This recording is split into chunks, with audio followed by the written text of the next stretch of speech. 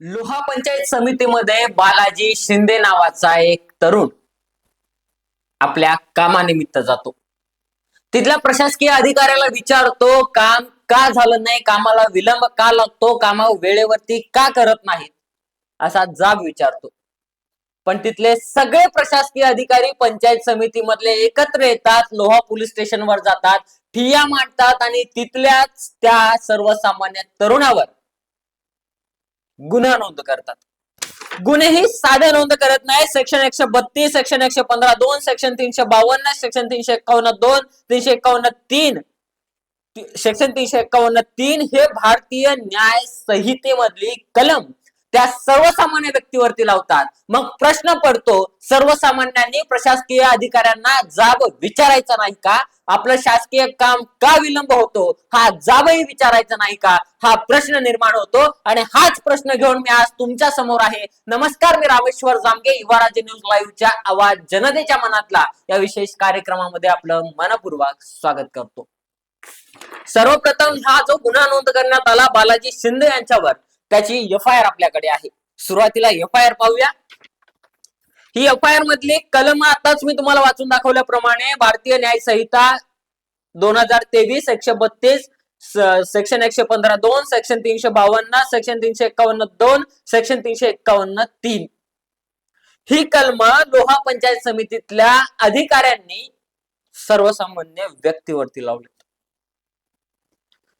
यात घटनेचा दिवस दिलाय बुधवार आणि तारीख दिली 7 जानेवारी 2026. यामध्ये एफ-आय-आर मध्ये त्यांनी असा जबाब दिलाय, हा जबाब दिलाय गट विकास अधिकारी पंचायत समिती लोहा यांनी, म्हणजे लोह्याच्या गट विकास अधिकाऱ्यांनी हा जबाब दिलाय. सर्वसामान्य व्यक्ती पंचायत समितीत जातो, घरकुल विभागामध्ये आपलं काम का झालं नाही याचा जाब विचारतो. हा जाब विचारल्यानंतर सगळे अधिकारी एकत्र येतात आणि त्या सर्वसामान्य व्यक्तीवरती प्रशासकीय कामामध्ये अडथळा आणला म्हणून गुन्हा नोंद करतात. मग सर्वसामान्य व्यक्तींनी प्रशासनाला प्रश्न विचारायचे की नाही, लोकशाहीमध्ये जी मूलभूत मूल्य दिली ते मूलभूत मूल्य जपायची की नाही, आणि आपल्या कामासंबंधित प्रशासकीय नोकराला, प्रशासकीय सेवकाला प्रश्न विचारायचा की नाही, हा प्रश्न निर्माण होतो. सुरुवातीला एफ-आय-आर पाहूया. एफ-आय-आर ही जी एफ-आय-आर दिलेली आहे ते गटविकास अधिकारी पंचायत समिती लोहा यांनी एफ-आय-आर मधला हा जबाब दिलेला आहे. हा जबाब पोलीस स्टेशन लोहा येथे त्यांनी हजर राहून तोंडी जबाब दिला. या तोंडी जबाबानुसार ते म्हणतात, दिनांक 7 जानेवारी 2026 रोजी सकाळी वेळ अंदाजे 10:30 वाजताचे सुमारास मी पंचायत समिती लोहा येथे रोजनिशीचे कामकाज करीत असताना माझ्या कॅबिनच्या बाहेर जोर जोरात आरडाओरड करण्याचा आवाज आला. त्यावेळी मी माझे कॅबिनच्या बाहेर जाऊन पाहिले असता मी ओळखत असलेला इसम नामे श्री बालाजी अर्जुन शिंदे, म्हणजे लोह्याच्या पंचायत समितीत तिचे गट विकास अधिकारी देखील त्या व्यक्तीला ओळखतात. लोहा अर्जुन शिंदे राहणार लोहा हे घरकुल विभागामध्ये कर्मचारी नामे दिनेश तेलंग, प्रदीप पवार यांच्या सोबत वाद व हुज्जत घालून तुम्ही व्यवस्थित कामकाज करत नाहीत, आम्ही वारंवार कार्यालयास येऊन भेटी देतो, तुम्हाला काम करा असे सांगतो तरी तुम्ही काम करीत नाहीत असे बोलून बालाजी शिंदे हे वाद घालू लागले. मी त्यांना शांततेत बोलण्यासाठी समजावून सांगत होतो, परंतु ते काही न ऐकण्याच्या मनस्थितीत नव्हते. मी कर्मचाऱ्यांना तुमचे कामकाज करा असे सांगून मी माझ्या कॅबिन मध्ये निघून गेलो. घरकुल योजनेमध्ये लोहा पंचायत समितीमध्ये आपण पाहतोय मोठ्या प्रमाणात भ्रष्टाचार दिसून येतो. भ्रष्टाचाराचे व्हिडिओ देखील सोशल मीडियावर व्हायरल होतात. एवढ्या मोठ्या प्रमाणात भ्रष्टाचार होतो, दलालांच्या मार्फत तिथं कामे करून घेतली जातात. मग एवढ्या मोठ्या प्रमाणात भ्रष्टाचार, एवढ्या मोठ्या प्रमाणात दलालांच्या मार्फत कामं होतात, तर मग सर्वसामान्य व्यक्ती प्रशासकीय अधिकाऱ्यांना जाब विचारणार की नाही, हा प्रश्न निर्माण होतो. म्हणजे फक्त दलालांमार्फत आलेली कामं तुम्ही करणार आणि सर्वसामान्य व्यक्तींना बाजूला डावलणार, हे कितपत योग्य आहे, हा या ठिकाणी प्रश्न निर्माण होतो. त्या पुढे ते म्हणतात, तेव्हा काही वेळाने बालाजी शिंदे हा माझ्या चेंबरकडे तावातावाने आरडाओरड करीत आला. खालचा अधिकारी काम करत नसेल तर सर्वसामान्यांनी वरिष्ठांकडे जायचं की नाही, वरिष्ठांना जाब विचारायचा की नाही? जर वरिष्ठांना जाब विचारायचं, ही सगळी स्टोरी रंगून वरिष्ठ सर्वसामान्यांवर गुन्हा दाखल करणार. हे कितवत योग्य आहे? हे लोकशाहीच्या मूल्याला धरून आहे का? हे तुम्हाला योग्य वाटतं का? हाही इथं प्रश्न निर्माण होतो. त्यापुढे तेव्हा ऑफिसचा सेवक खंडू ज्योतिबा वाघमारे यांनी त्यास तुम्ही थांबा साहेब कामात आहे असे म्हणाले असता त्यांना धक्काबुक्की करून तो माझ्या चेंबर मध्ये आला व मोठमोठ्याने ओरडून माझ्या टेबलवर हात मारून तुम्ही घरकुलाचे काम व इतर कामे बरोबर करीत नाहीत व तुम्ही वेळेवर ऑफिसला हजर राहत नाहीत असे म्हणून शिवीगाळ करू लागला. त्यामध्ये चुकीचं तरी काय आहे हो साहेब?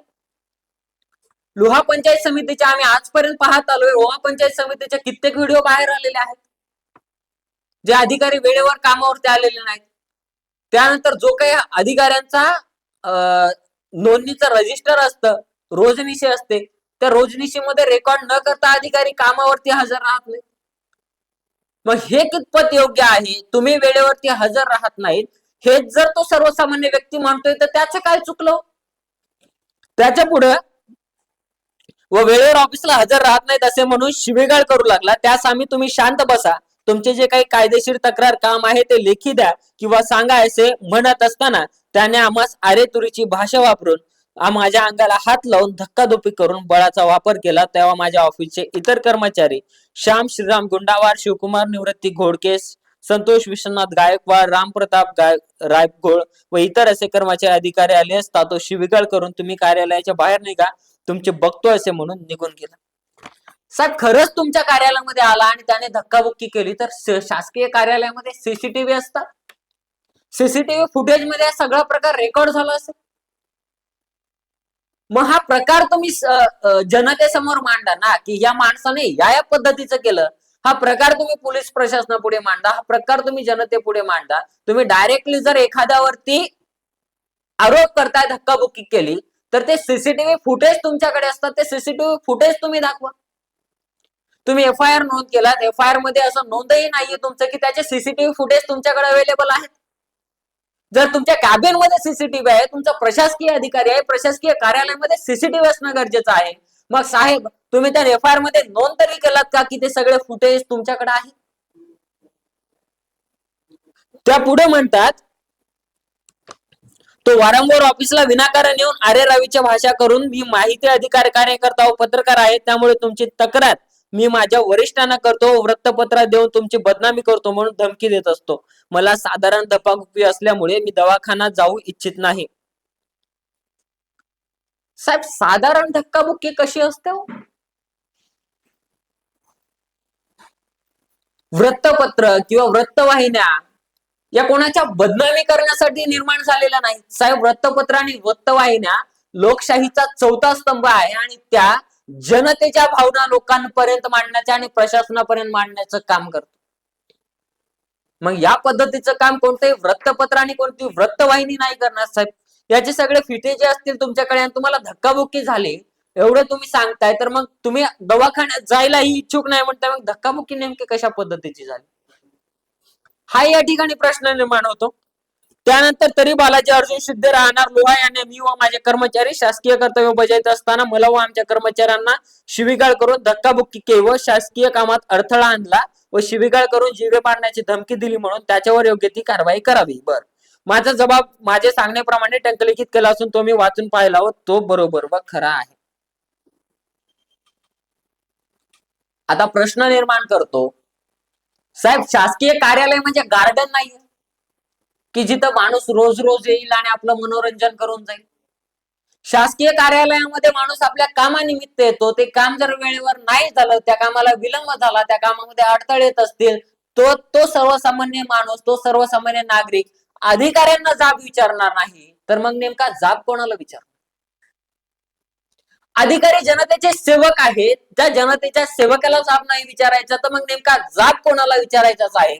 मग जेव्हा एखादा कार्यकर्ता सर्वसामान्यांची बाजू मांडण्यासाठी अधिकाऱ्यांना जाब विचारतो तेव्हा त्या अधिकारी त्या कार्यकर्त्याला या पद्धतीमध्ये कायद्याच्या चौकटीमध्ये अडवून त्याला या पद्धतीचे गुन्हे त्याच्यावरती नोंद करतात. हे कितपत योग्य आहे? लोहा पंचायत समितीच्या कित्येक व्हिडिओ समोर आले, ते व्हिडिओ सुद्धा मी या समोर फुटेज लावेल. त्या फुटेज मध्ये तुम्ही बघा हे सगळे व्हिडिओ लोहा पंचायत समितीचे आहेत. लोहा पंचायत समितीच्या सावळा गोंधळ गट विकास अधिकारी साहेब याला जबाबदार कोण?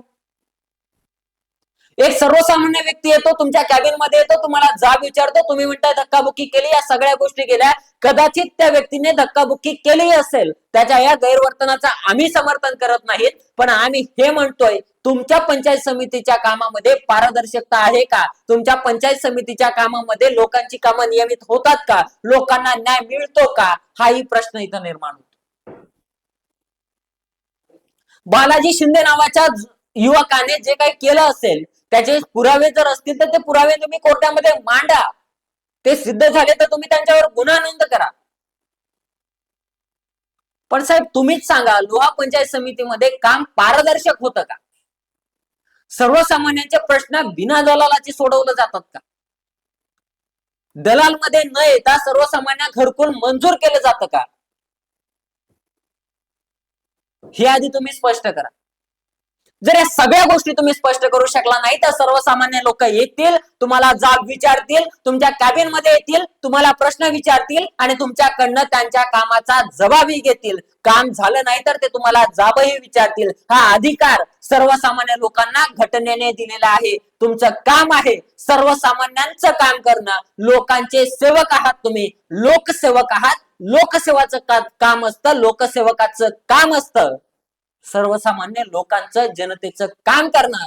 त्यामुळे गट विकास अधिकारी साहेब, तुम्ही नोंद केलेला गुन्हा हा कदाचित खराही असू शकतो, त्याचं समर्थन आम्ही करत नाहीत, पण साहेब तुम्ही तुमच्या पंचायत समितीच्या कामामध्ये पारदर्शकता आहे का हे एकदा सिद्ध करून दाखवावं आणि सर्वसामान्यांना योग्य तो न्याय द्यावा आणि सर्वसामान्यांचं काम वेळेत करून दाखवावं, एवढेच तुम्हाला विनंती करतो. या प्रकरणातली सत्यता पडताळण्यासाठी आम्ही लोहा पंचायत समितीचे बीडीओ यांच्याशी संपर्क केला होता. बीडीओ यांना या संदर्भातली सत्यताही आम्ही विचारली होती, पण बीडीओ यांनी ती सत्यता सांगण्यासाठी टाळाटाळ केली. त्यामुळे आम्ही शेवटी या FIR चा आधार घेऊन ही संबंधित माहिती आम्ही जनतेपर्यंत पोहोचवतोय. या FIR च्या आधारावर आम्ही ही माहिती पोहोचवतोय. बीडीओनी आम्हाला जी माहिती दिली देण्यासाठी टाळाटाळ केली, त्यामुळे FIR च्या आधारावरती बोलतोय. लोहा पंचायत समितीतली पारदर्शकता आणि या सगळ्या गोष्टीवरती तुम्हाला काय वाटतं हे आम्हाला कमेंट करून सांगा. लोहा पंचायत समितीमध्ये खरंच पारदर्शकता आहे का? तिथली कामं व्यवस्थित होतात का? सर्वसामान्यांचा अधिकारी ऐकून घेतात का? का अधिकारी आपली मुजोरी दाखवतात? हे आम्हाला कमेंट करून सांगा. आणि असेच नवनवीन व्हिडिओ आणि अन्यायावर वाचा फोडणारी माहितीपूर्ण बातम्या पाहायच्या असतील तर पाहत रहा युवा राज्य न्यूज लाईव्ह. धन्यवाद.